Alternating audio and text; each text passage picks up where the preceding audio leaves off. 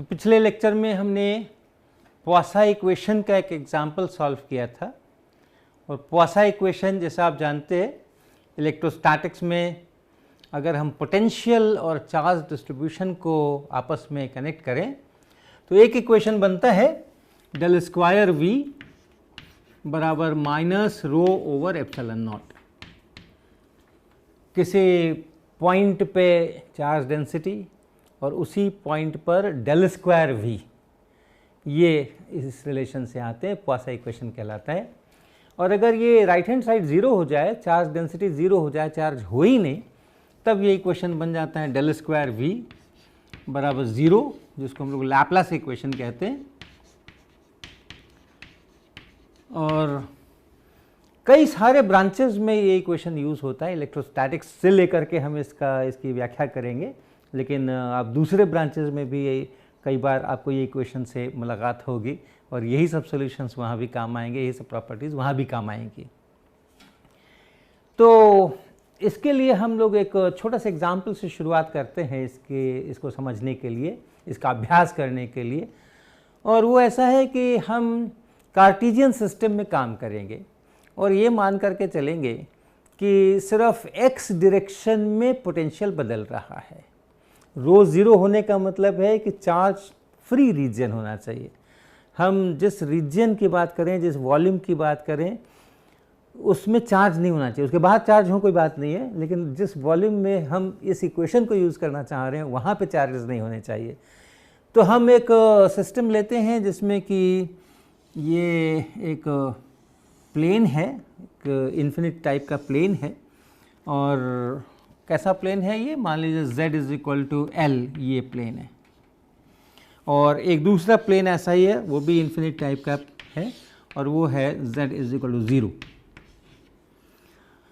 और इन दोनों प्लेन्स के बीच में जो वॉल्यूम आ गया है ये काफ़ी बड़ा सा है, तो इसलिए बाउंड्रीज़ की बहुत चिंता नहीं करने का है।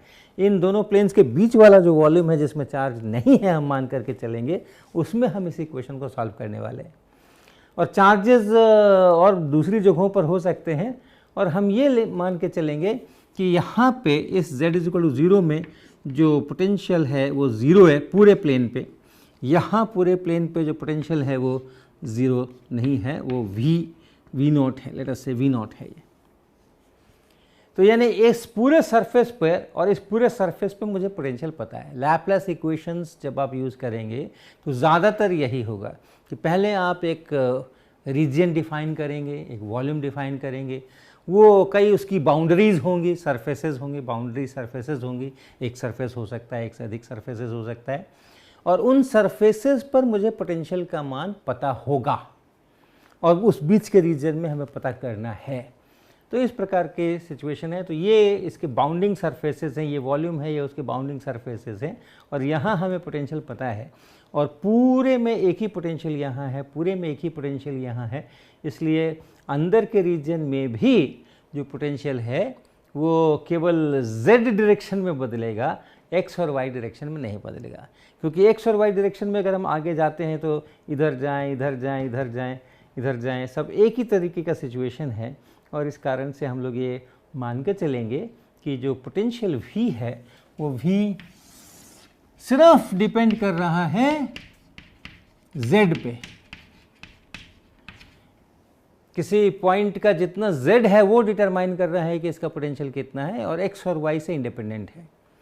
तो अगर कार्टेशियन सिस्टम में इस इक्वेशन को लिखते हैं तो बनता है del 2 del x square of V plus del 2 del y square of V plus del 2 del z square of V, ये इक्वेशन बनता है।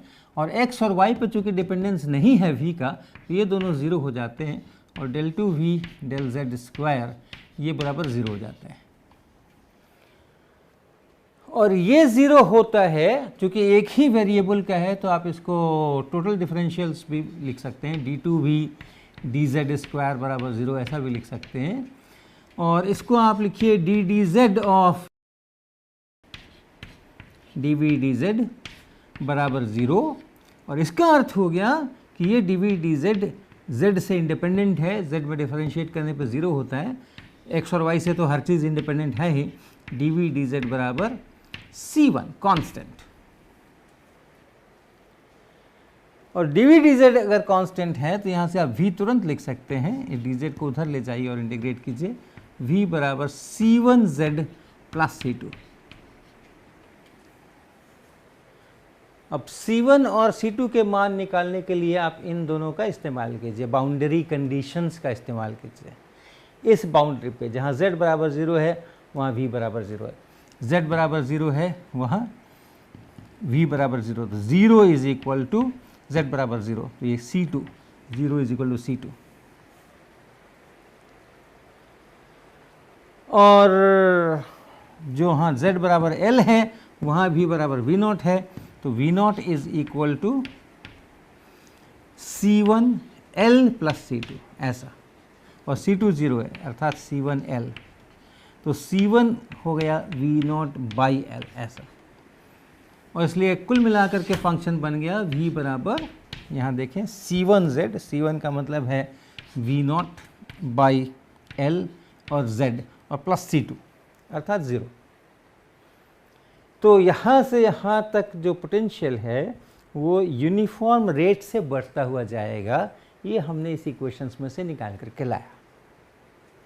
इसको अगर आप प्लॉट करें तो ये अगर L है, यहाँ Z है ये, और यहाँ V है, और ये 0 है, और ये V0 है, तो फिर ये इस पॉइंट से इस पॉइंट तक को आप मिलाएंगे, ये इसका ग्राफ बनेगा। इस ग्राफ को इधर नहीं खिसकाना और इस ग्राफ को इधर नहीं खिसकाना, ये हमें नहीं करना है। क्यों नहीं करना है? क्योंकि अगर हम z लेस देन 0 पे गए तो यानी हम इसके नीचे जा रहे हैं, हम अपने रीजन को छोड़ रहे हैं।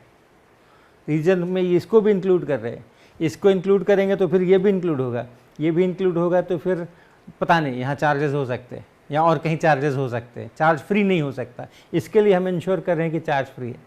इसी तरह L से उधर नहीं जा सकते, इसी के लिए हम इंश्योर कर रहे हैं कि चार्ज फ्री है। इसके इधर में क्या है, यहाँ चार्जेस है कि नहीं, यहाँ चार्जेस है कि नहीं, ये कुछ हम कह नहीं रहे, कमिट नहीं कर रहे, इसलिए इतने ही ग्राफ खींचेंगे इसमें। अब इसकी दो प्रॉपर्टीज़ है जो आप यहाँ से देख लीजिए। यहाँ तो आपको बहुत ट्रिवियल लगेगी, लेकिन आगे बढ़ेंगे तो देखेंगे कि बहुत ब्यूटीफुल प्रॉपर्टीज़ हैं। और वो क्या है?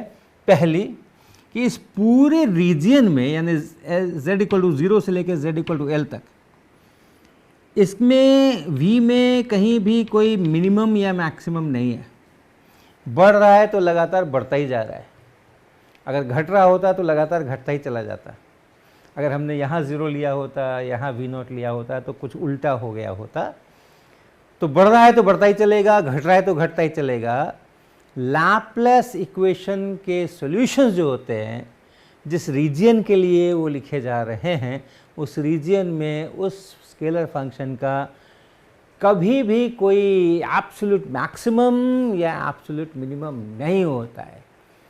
वो एब्सोल्यूट मिनिमम, एब्सोल्यूट मिनिमम या एब्सोल्यूट मैक्सिमम एंड पॉइंट पर ही होंगे, यहाँ पर होंगे या यहाँ पर होंगे। ये मिनिमम है और ये मैक्सिमम है, वो एंड पॉइंट पर ही होंगे। ये एक बड़ी जोरदार प्रॉपर्टी है। The solutions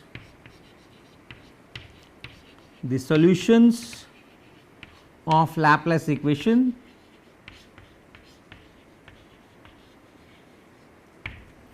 do not have maxima or minima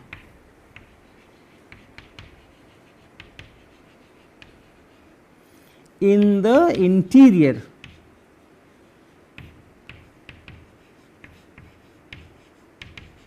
of the region।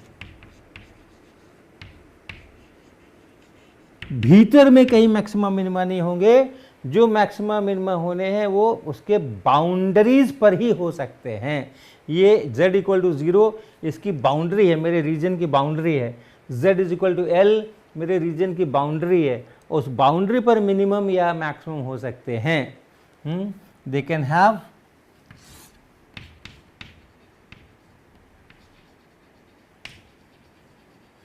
Minimum और मैक्सिमम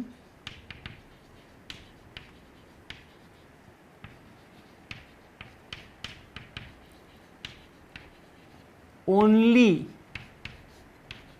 at the boundaries। ये एक चीज आपने देखी।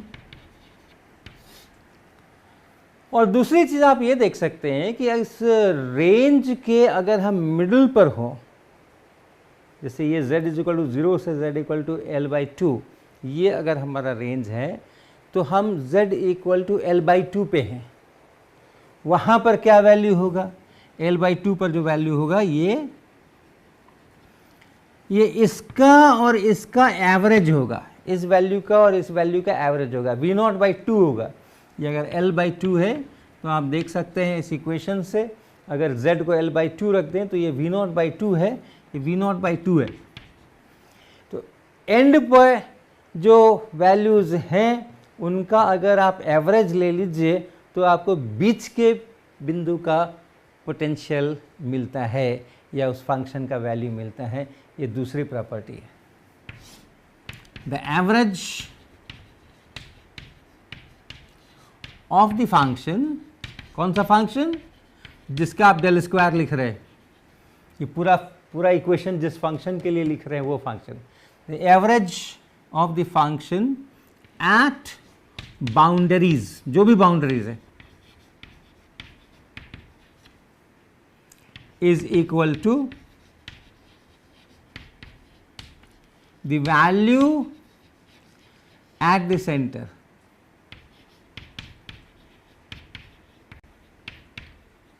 और बाउंड्रीज की भी जरूरत नहीं है, आप कोई दो वैल्यूज ले लीजिए, इसको भी और जनरलाइज कर लीजिए, आप इसको भी जनरलाइज कर, कोई दो वैल्यूज ले लीजिए, उस रीजन के अंदर में कोई दो वैल्यूज ले लीजिए, और उन दो वैल्यूज के ऊपर यहाँ फंक्शन के कुछ वैल्यूज हैं, और उन दो वैल्यूज का आप मिड ले लीजिए और वहाँ पे उसको देख लीजिए, इन दोनों का जितना एवरेज है वही यहाँ पर होगा। तो आप इसको ऐसे भी लिख सकते हैं, टेकिंग, ये 1D के लिए है लेकिन ये आगे जनरलाइज होने वाला है, taking any range in the given region. Okay, let me write two sentences. Take any range in the given region. The average value of the function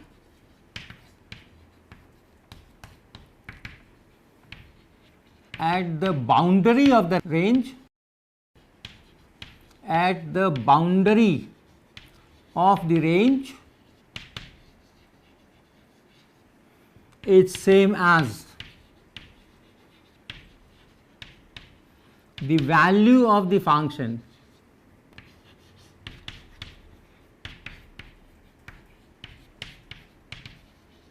at the center of the range.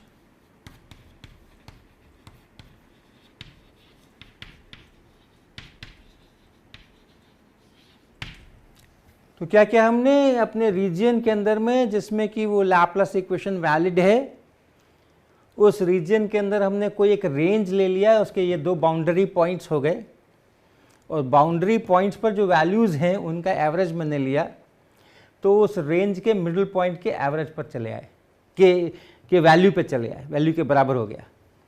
ये दो properties इसकी हैं जो कि बड़ी रोचक हैं। एक ये कि कहीं मैक्सिमम और मिनिमम जब होंगे तो बाउंड्री पर ही होंगे, और दूसरा कि सेंटर पर जो वैल्यू है और उसके बाउंड्रीज पर जो वैल्यूज़ है उनका, उनमें रिलेशन है, बाउंड्री वालों का एवरेज बराबर है सेंटर पर के वैल्यू के। अब चलते हैं हम 3 डायमेंशन में और इसी रिजल्ट को देखते हैं कि 3 डायमेंशन में कैसा निकल करके आता है। तो 3 डायमेंशंस में ये प्रॉपर्टीज़ देखने के लिए हम एक चार्ज Q लेते हैं, सोचते हैं कि एक पॉइंट चार्ज Q है यहाँ पे, और एक ये बाकी का सारा जो है ये चार्ज फ्री रीजन है, और इसमें हम एक छोटा वॉल्यूम बनाते हैं, छोटा बड़ा कोई भी वॉल्यूम बनाते हैं, हम ऐसा वॉल्यूम बनाते हैं, कैसा? Spherical volume.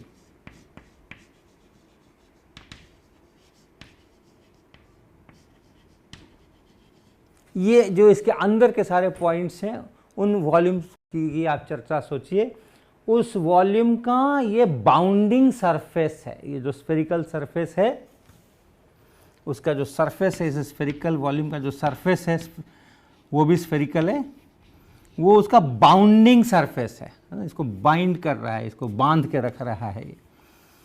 तो अगर हम यहाँ इसके ओरिजिन ले लें और ओरिजिन ले करके हमने यहाँ पे एक छोटा एलिमेंट ले लिया कोई dA इसके सरफेस के ऊपर, और इस चार्ज के कारण से, और यहाँ हमने क्या पोटेंशियल है, इस चार्ज के कारण यहाँ क्या पोटेंशियल है, उस पोटेंशियल को V कहा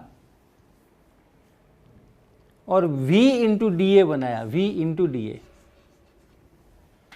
और ऐसा हर एक सरफेस एलिमेंट के लिए हमने किया, हर सरफेस एलिमेंट के लिए इस स्फेरिकल सरफेस पे हमने dA dA dA dA dA dA सब जगह पर बांट लिए, और हर पॉइंट के ऊपर वहाँ जितना पोटेंशियल है और वहाँ जो dA है उसको मल्टीप्लाई कर दिया और इंटीग्रेट कर दिया पूरे इस सरफेस के ऊपर, इस क्लोज सरफेस के ऊपर हमने इसको इंटीग्रेट कर दिया।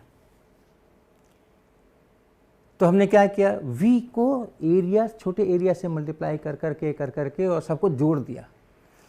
तो एवरेज V निकालना अगर है इसका, एवरेज V, उसके लिए हम क्या करेंगे, टोटल एरिया से भाग लगा देंगे।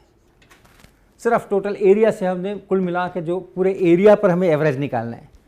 जैसे हमने वहाँ किया था कि एक रेंज लिया 1 डायमेंशन में, और जो एंड पॉइंट्स थे वो मेरे बाउंड्री पॉइंट्स थे, वहाँ पर हमने पोटेंशियल देख के उसका एवरेज लिया। यहाँ पर हमारे बाउंड्री पॉइंट्स 1 2 4 नहीं है, पूरा सरफेस जो है स्फेरिकल वही मेरा बाउंड्री है, इसका बाउंड्री है। तो उस पूरे बाउंड्री पर के पॉइंट्स का एवरेज लिखने के लिए हम उस पर एक ये छोटा एलिमेंट बनाएंगे dA, वहाँ पर क्या पोटेंशियल है वो लिखेंगे, मल्टीप्लाई करेंगे, पूरे में जोड़ेंगे, उस एरिया से टोटल से भाग लगा देंगे। ये हमें एवरेज पोटेंशियल मिलेगा, V एवरेज। निकालिए कितना आता है ये। तो z एक्सिस चूज करना है अभी, इस पॉइंट को और इस पॉइंट को मिलाते हुए जो लाइन है उसको आप z एक्सिस ले लीजिए, इसको आप z एक्सिस ले लीजिए, ये z एक्सिस हो गया। और उसके बाद फिर इसको आप मिलाएंगे ऐसा, तो ये थीटा बनेगा, z एक्सिस से जो एंगल है वो थीटा बनता है। और यहाँ पे आके कुछ फाई होगा, कहाँ पर है इस स्फीयर पे उसके अनुसार कुछ फाई होगा। तो इस पॉइंट पर अगर dA बनाना है आपको, तो आप dA की जगह लिखेंगे r स्क्वायर साइन थीटा और d थीटा d फाई। बहुत बार कर चुके हैं ऐसा हम लोग। अगर हमें स्फेरिकल सरफेस पर कोई एलिमेंट लिखना होता है तो हम ये स्फेरिकल कोऑर्डिनेट्स का इस्तेमाल करके r d थीटा एक भुजा और r sine theta d phi दूसरी भुजा, ऐसे करके ये बनता। तो ये dA हो गया।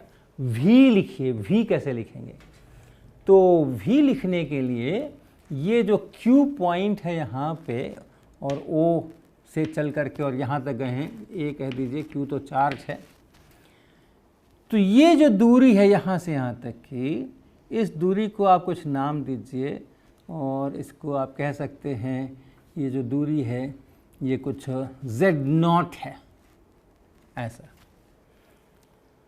वो फिक्स्ड है। और ये दूरी जो है R, ये भी फिक्स्ड है, ये रेडियस है स्फीयर का।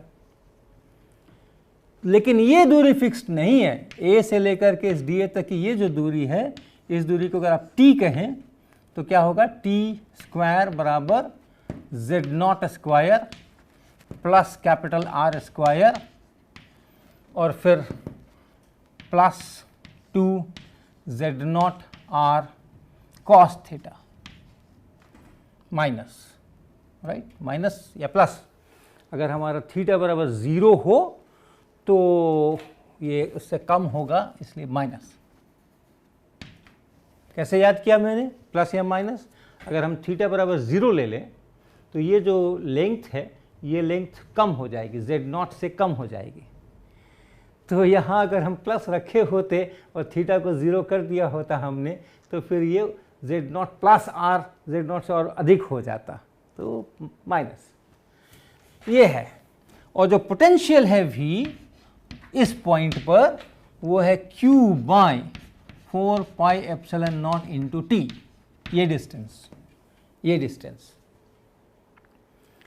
और dA जो है वो है ये, तो V एवरेज बराबर जब लिखेंगे डिवाइडेड बाय ये टोटल एरिया बनेगा, तो उस टोटल एरिया को हम 1 बाई टोटल एरिया अलग से लिख लेते हैं।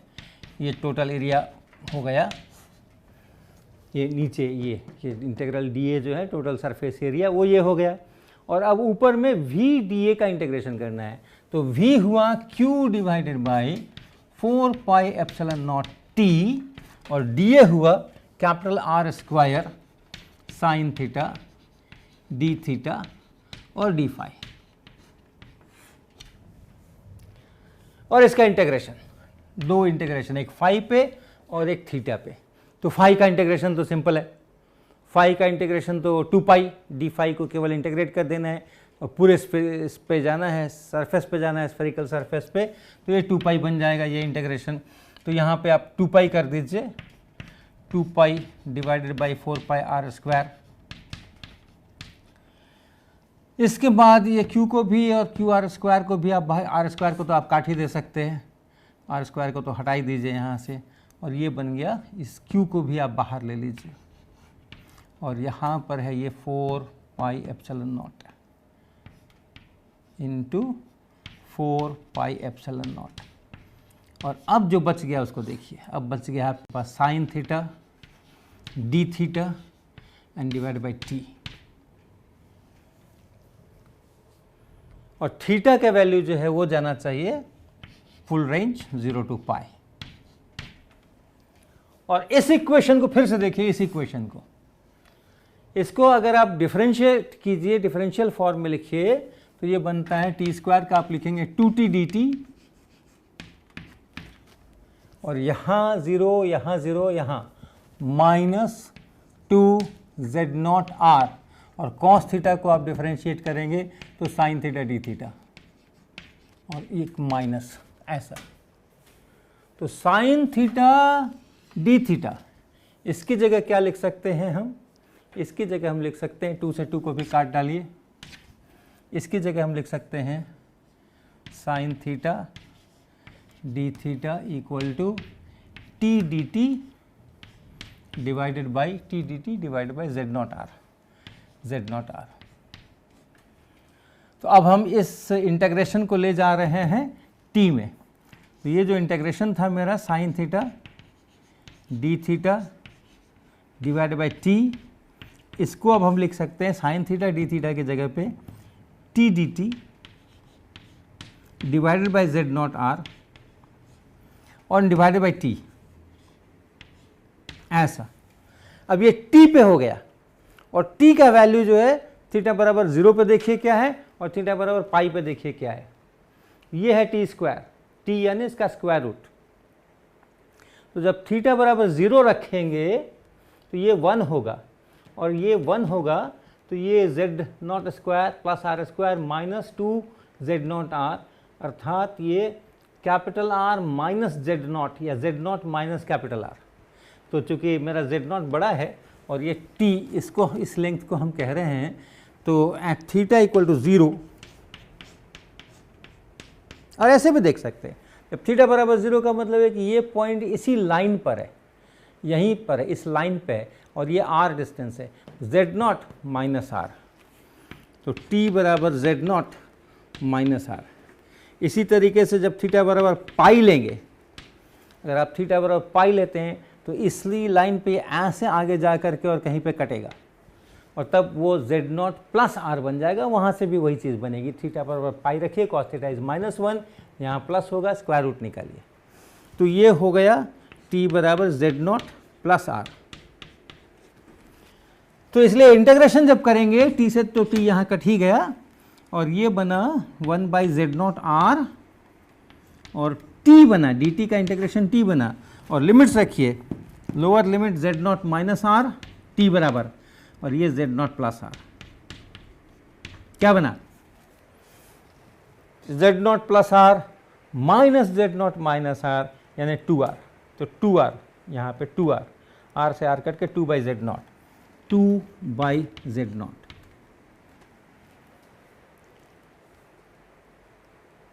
और अब इसको आप लेकर के यहाँ आ जाइए, फिर से वी एवरेज निकालिए।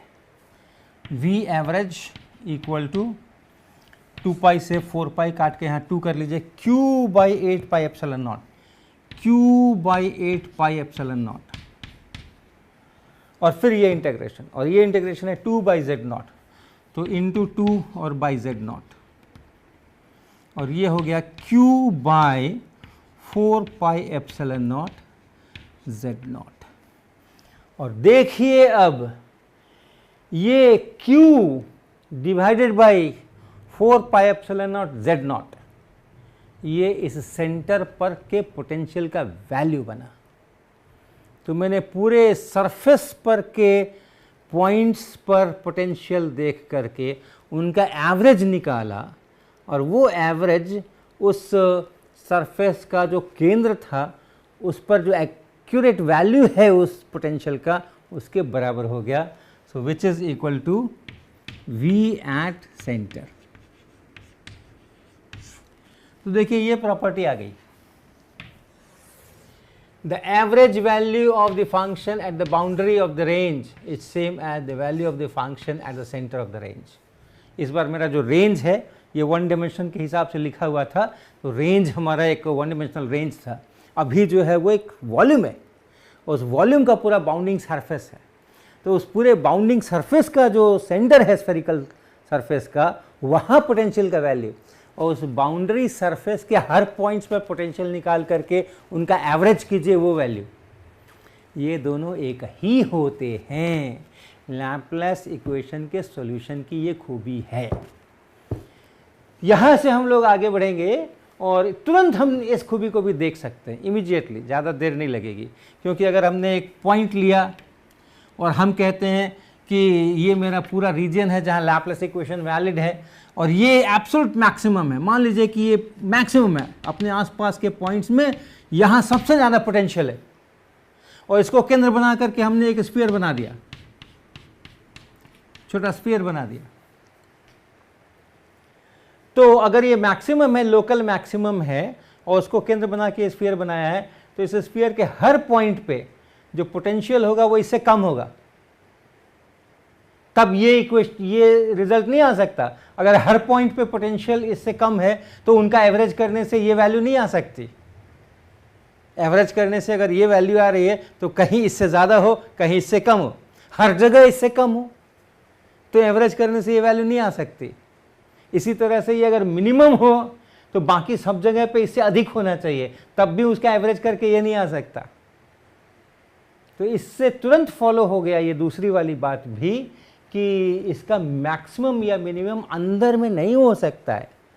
v का मैक्सिमम मिनिमम जब भी होगा तो इसके बाउंड्री पर ही हो सकता है, इसके बाउंड्री रीजन पर ही हो सकता है। कहीं पर बीच में आप सोचिए कि एक पॉइंट है जहाँ पर कि मैक्सिमम हो, जहाँ पर कि मिनिमम हो, तो वैसा नहीं हो सकता।